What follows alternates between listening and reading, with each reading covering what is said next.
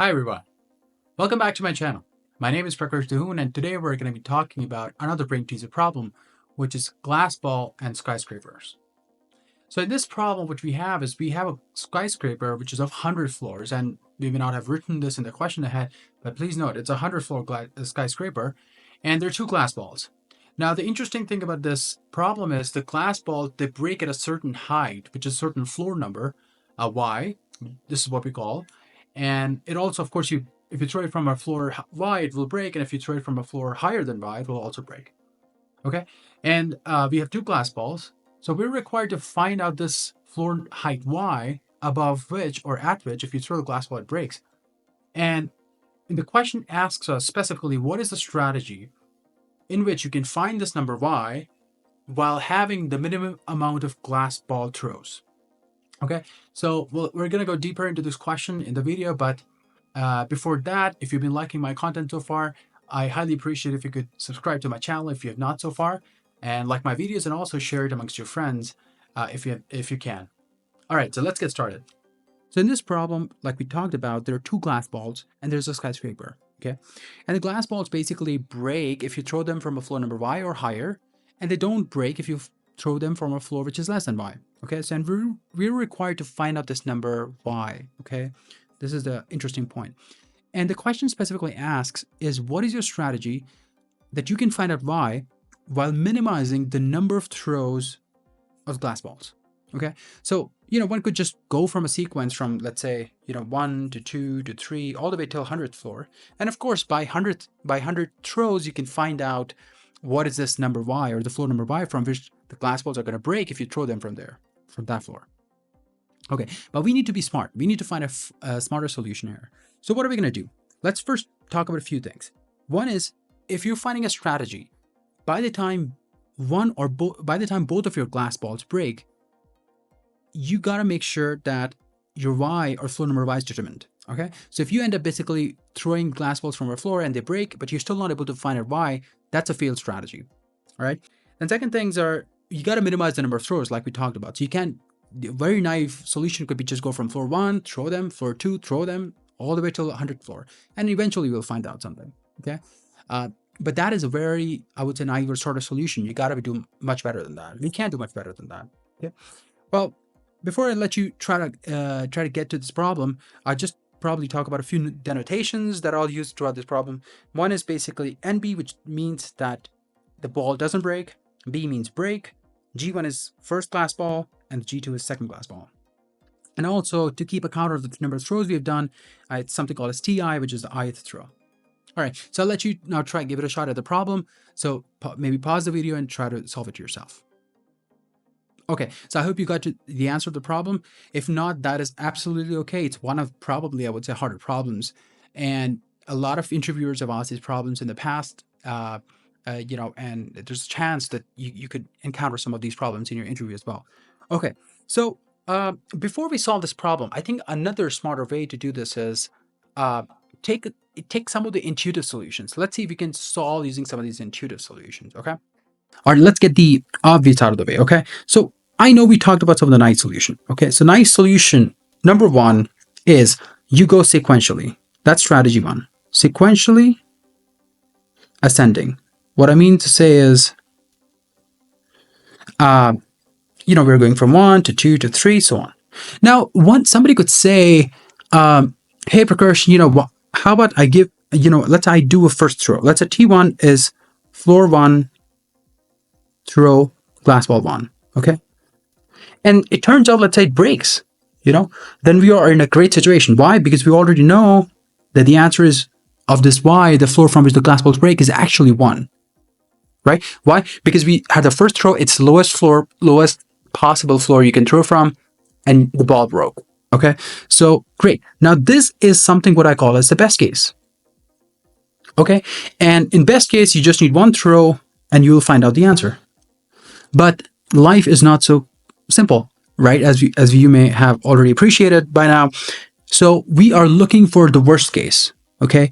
And the problem definitely states that we want to minimize the glass ball throws in worst case.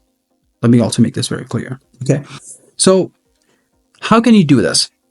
So let's again use this simple strategy and see what could be the possible worst case here. Okay, so the worst case is basically the balls just don't break until the very last floor. Okay, so what could happen is you're going from 1, it doesn't break, so G1 doesn't break, and it's the first throw. So I hope you're getting the notation I'm using. T1 is the first throw. This is the first glass ball. No break means it did not break. Okay, then second floor, similar.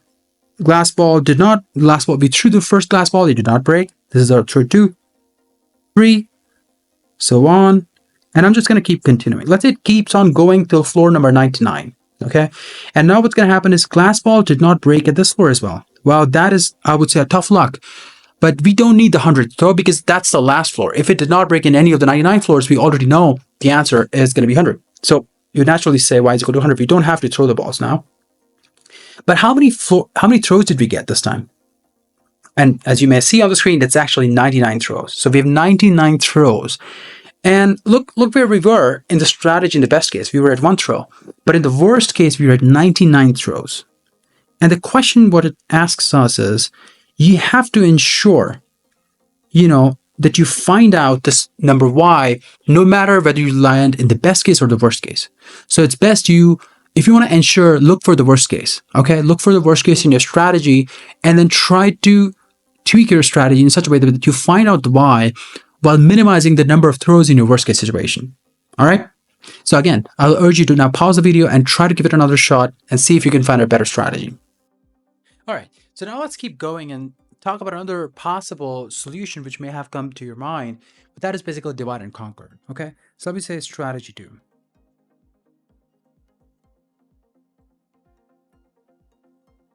Okay, so now divide and conquer. Okay, so in this strategy, what we're going to do is we're going to start with the middle of all 4 floors. So we have floors from 1 to 100.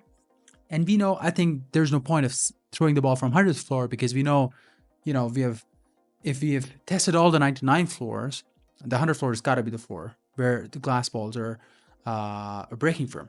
That's the upper limit. Okay, so I'm just going to say we need to test from 1 to 99 floors. Okay, and that basically means we have 99 floors in total. If you take the half is roughly about 49.5, so you can take a 50th floor as your half. I mean, you could take 49, 50, doesn't matter too much. It's either ways, you're going to be fine. Okay, so let's say our strategy is first throw. So we say G1, throw 1, G1. So basically, first ball, we throw from 50th floor. Okay, so either it breaks or it doesn't break. Okay, now one very interesting thing to understand is, in the last strategy, we had a sequential way of throwing balls, and whenever the ball got broken, we knew that this was the floor because we were going in sequence. We did not miss any floor. Here we are skipping floors. We're not going from 1, where in fact, we're not going like 1, 2, 3. Here, in fact, we start with 50th and we're going to go to a different place. Okay. So you have to think about what's the worst case and what's the best case. Now understand, if you have read a little bit about algorithms, divide and conquer, if application of divide and conquer can be basically a binary search. And if you apply binary search to a set of arranged, elements, here we have arranged elements from 1, 2, 3, all the way till 99. These are the floors here. A binary search, usually, it takes on an average about log 2 of the number of elements we have. Okay, so log 2 of 99, it's roughly going to be some number between 6 to 7. Okay, because 2 raised to the power 6 is 64 and 2 raised to the power 7 is 128. So it's got to be lying somewhere between that. So what it says is, if you were to be very lucky, right? If you were to be very lucky, the best case is you just throw it from 50 and it turns out okay. The glass ball, it's hard for you to determine even if it lets it break or it doesn't break. But the best case, usually you would find yourself, you can do it is about 6 to 7 throws, right? Because that's how it divides basically the entire space of, let's say it's 100 floor, you divide by 2, and then you just focus your search in this half and then divide by 2 further and so on. Okay, but we're not focused on the best case. We're focused on the worst case. And for worst case, you have to think about what is the worst possible scenario. Okay, so think about what happens if it doesn't break? What happens if it breaks? Now, if I talk about some basic things here, if let's say the 50th floor ball, it did not break, okay? So what would happen? Then we would basically go into, then we know that the strength, glass ball has enough strength that it can survive at least the first 50 floors, okay? And then, so we naturally have to focus on our search from 51 to 99. And then you find the half, somewhere half between half point of this one, which could probably be 75 roughly, 75th floor, and then you try to repeat the process, okay? And that's how you're dividing the entire space into two halves. Now, again, if it was a best case, you would find somewhere, you would find the answer between like about 6 to 7 throws, and possibly in 7 throws, if you take the seal of that number, log 299. But in the worst case, something else is going to happen. And this is how we figure out. And this requires a little bit of, I would say, trial and error and understanding of the problem. What happens, let's say if the ball, when we throw it from 50th floor, it breaks. Let's say it breaks. Now we are in a very different situation. How? Think about this. So now G1 is gone. G1 is gone. Now we just have one glass ball, okay? And we also know that glass ball breaks at 50th floor. Now it doesn't tell us about Y precisely, but it does tell us that Y has to be a number, you know, between 1 to 50. So this basically notation tells us that Y is an element of this set, and 1 and 50 are included, and Y, I would say, is a positive integer. It's again denotation I've used in the past in the previous videos. And it just tells us Y is a number, but it lies between 1 to 50 in simple terms. Okay, so now one more thing is we just have one ball left. So how does it transform our problem? Now what happens is we cannot afford to take jump steps because we just have one ball. So what I'm saying is, let's say if we were to basically go from 1 to 3 directly, then in this case, we would miss out on floor number 2. Okay, and why? Because let's say if in the first floor it did not break, and then the third floor it broke. Let's say it broke from third floor. Now we have exhausted both of our balls, and we can't say anything about floor number 2. So that is why it's very important when you have just one glass ball, you go sequentially. And I'm just gonna quickly write this down, because that's the best we can do. And you could also think about this problem if you just had one glass ball, and if you had to do this, and the only way you could do is you have to go sequentially, because if you take a step and you miss something, let's say if you go from 1 to 3, and 3, it didn't break on first, but it broke on third, you can't say anything about second because you have no ball left. All right, so I hope that's clear. So now coming back, what's the worst case in this situation? The worst case is going to be, now the glass ball, there's one glass ball left, and from 1 to 49 floors, you have to test. Okay, so this is going to include another 49. This would include another 49 throws. And then one throw, which was this one right here. So in total, the worst case you're doing is you're doing 50 throws. So total in this case is 50 throws. So it is still an expensive strategy, which may seem to be very smart, but just in the worst case analysis, we land into different trouble.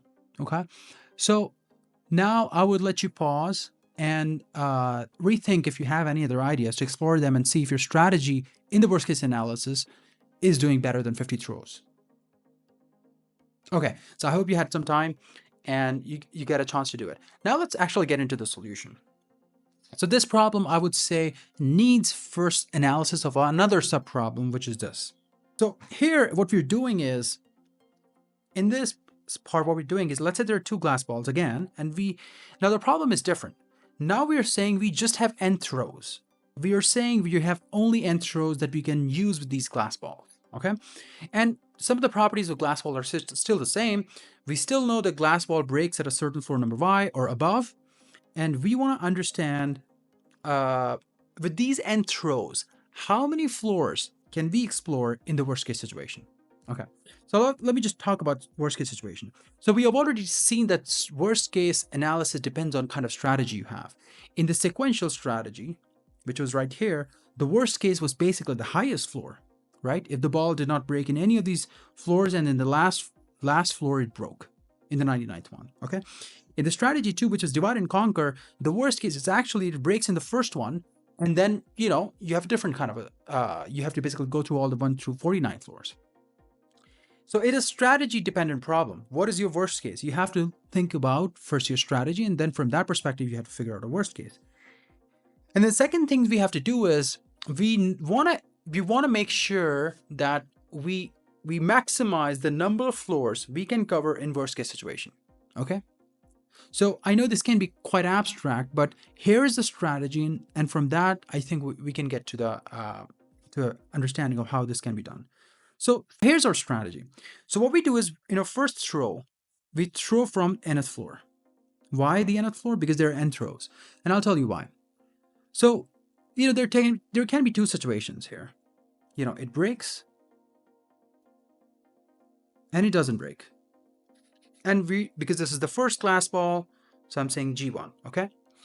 Now, let's say if this one, case one is if it breaks. Let's say breaks. So what is happening? We had first throw and glass one broke at nth floor.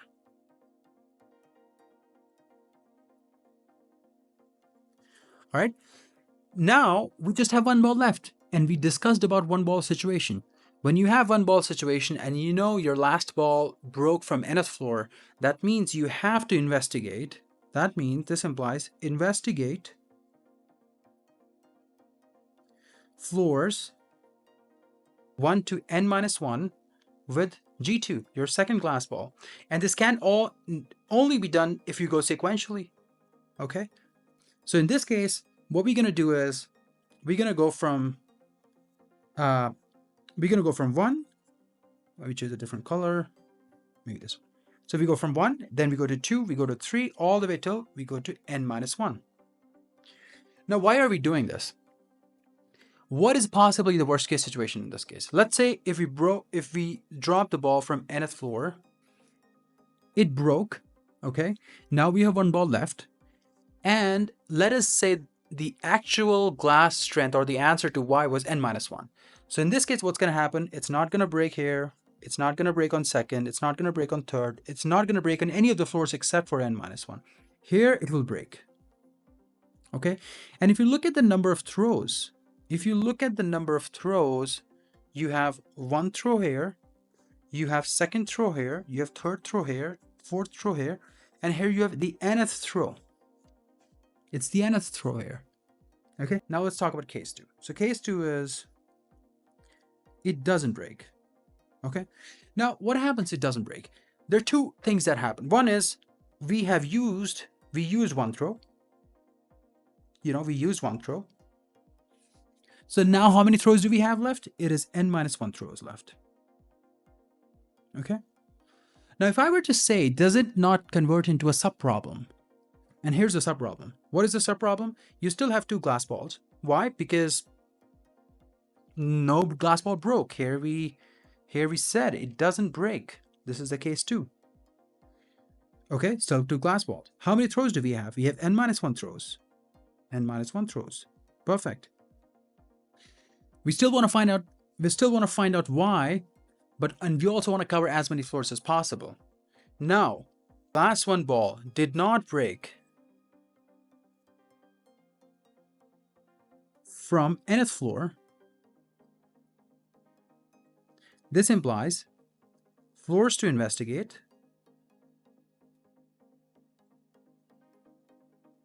have been reduced to n+1 till 100.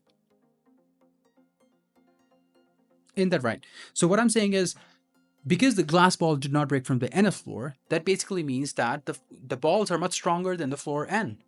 Okay? And therefore, we can go further, and we just have used one throw, so we can explore further. We want to find out why, but under a constrained situation now. And the new constraints are that you have two glass balls, great, and you have n-1 throws. Okay? So now what we have to just do is just continue the strategy. How can we do that? Strategy continuation. Strategy continued. How? The next throw.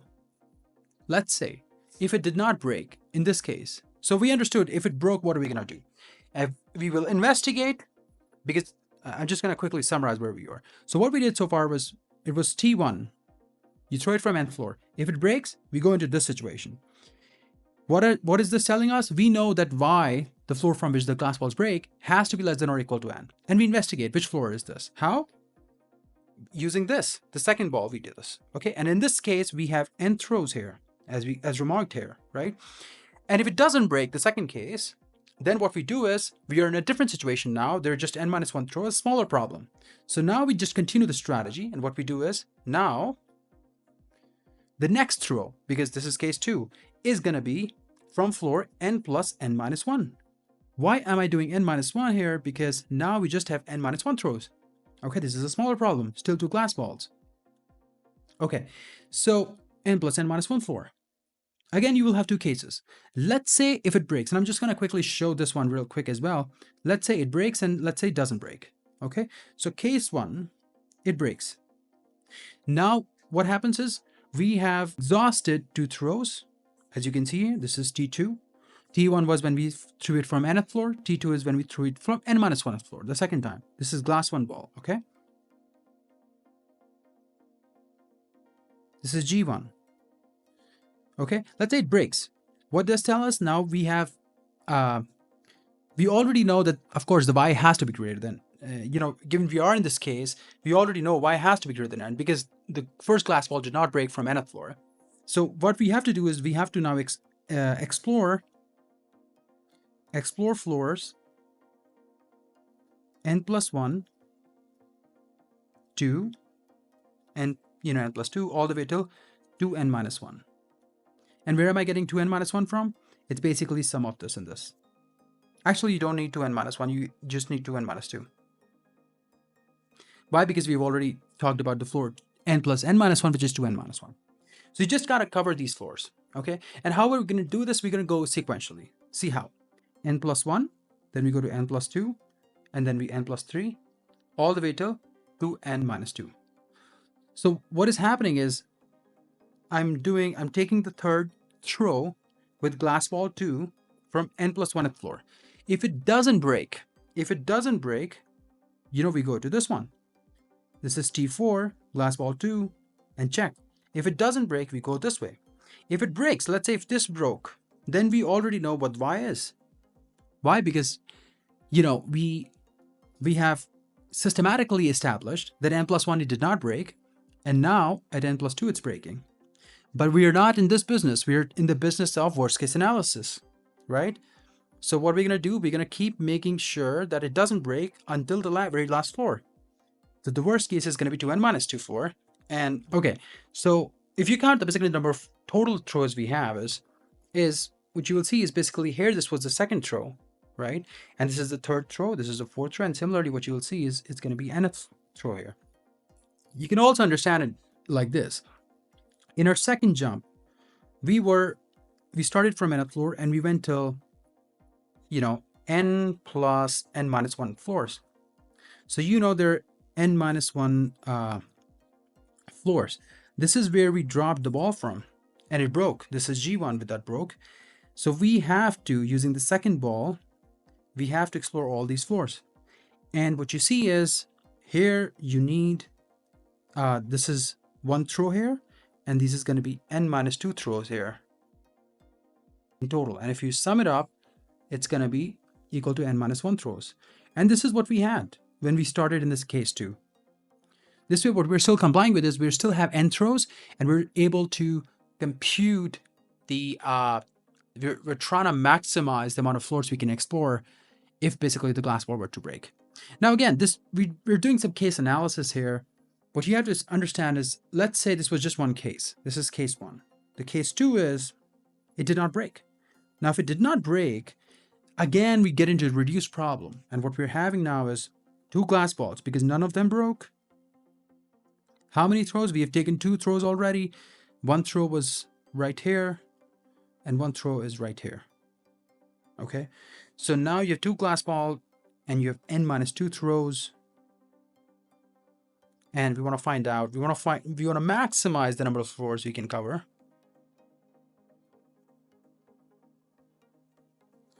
Floors coverage while finding y.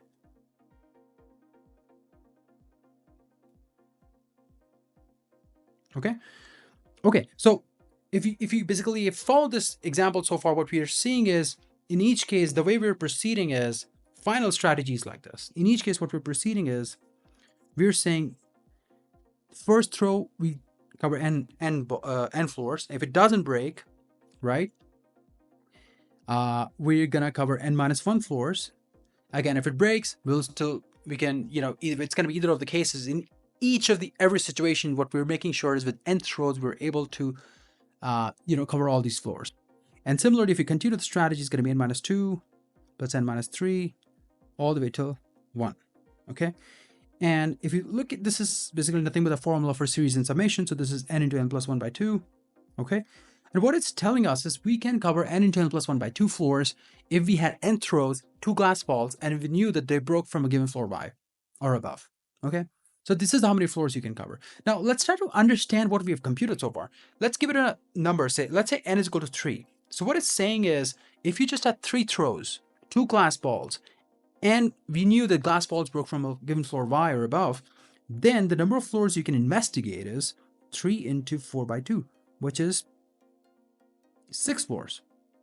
So in this case, if you had a building for 6 floors, let's say there are 6 floors here. If you had a building like this, and in this case, I would have been able to find out which floor from this in this building is the glass ball is going to break, given floor y, right, or above, the glass ball is going to break. But if you had more floors, then I need more throws, okay? I hope that makes sense. Okay, so now let's go back to our question. Okay, so our question was, if you have 2 glass balls, they break from floor y, you want to find out the strategy to minimize the glass ball throws, the worst case, and we want to make sure that y is determined before the glass balls are broken, and also to minimize the number of throws. Okay, so I'm going to use the strategy to find out. Okay, so now I know one thing. If I go to refresh page, now I know one thing, that using my strategy, I can cover n into n plus 1 by 2 floors. Floors can be covered. So we know that basically we can cover n into n plus 1 by 2 floors with the number of throws and 2 glass balls. Okay. When we know basically the glass balls, they break from a given height y or above. Then in our given situation, we know that our building has 100 floors. So the number of floors we want to cover has to be greater than or equal to 100. And therefore, we got to find out the n. Now, if you put n is equal to 13, what you get is 13 into 14 by 2, which is 7. And this is basically 91. So it's not enough. So when you put n is equal to 14, so this is 14 into 15 by 2. And this becomes, 15 into 7, 105. Okay. All right. So now we know with n is equal to 14 throws, we can, using this strategy, we can cover 105 floors. And in this building, we just 100 floors, so we're going to be good. So we need 14 throws. And how we're going to go is using the strategy defined, right? Where, let's say, if the glass ball 1 doesn't break, if it's no break situation, you go from n floor, then you basically throw it from n-1 floor.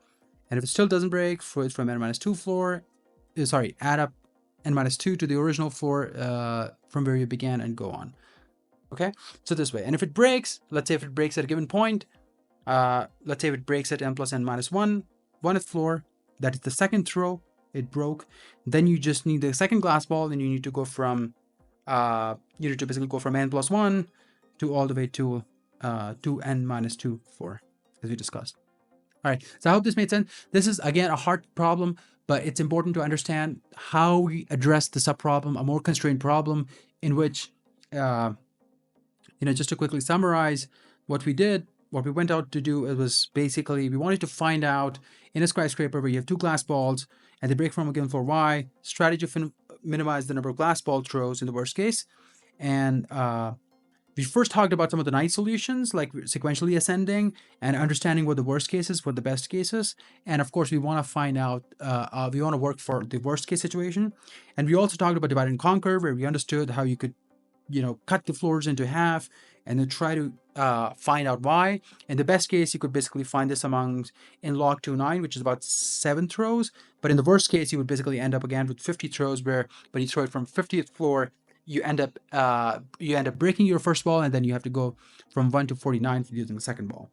And finally, then we talked about a strategy then we understood what the final solution looks like using a constraint problem where you had glass balls and n throws just in the same problem, we were just constrained by n throws. So how many floors can you cover if you just basically had n throws? Okay, and what we found out is if you just had a strategy where you throw it from n floor and then basically you add up n minus 1 to your original starting point, that's basically n plus n minus 1 floor, then you throw it from second time there. If it doesn't break in the first case, then in that case you can easily, in each case and each situation, within n throws, you can find out your y, or you can cover all the floors. Okay, and then we use the solution and we ported it back to this original problem where we knew that there were 2 glass balls, and we wanted to find out a strategy to minimize the number of throws. And using this strategy, we understood that okay, we can use the n with n throws, 2 glass balls, we can do n into n plus 1 by 2 floors, and then we basically just made sure it's more than 100, which is again a problem specification that Skyscraper had 100 floors, and easily we could find out the n is 14. Okay, so I hope you liked this video, and if you did, please give it a like. Also, share your comments about what you thought about this problem. It helps me a lot, and also, supports the channel and motivates me to do more if you interact a lot with these videos. And until then, I request you to take care of yourself and see you next time.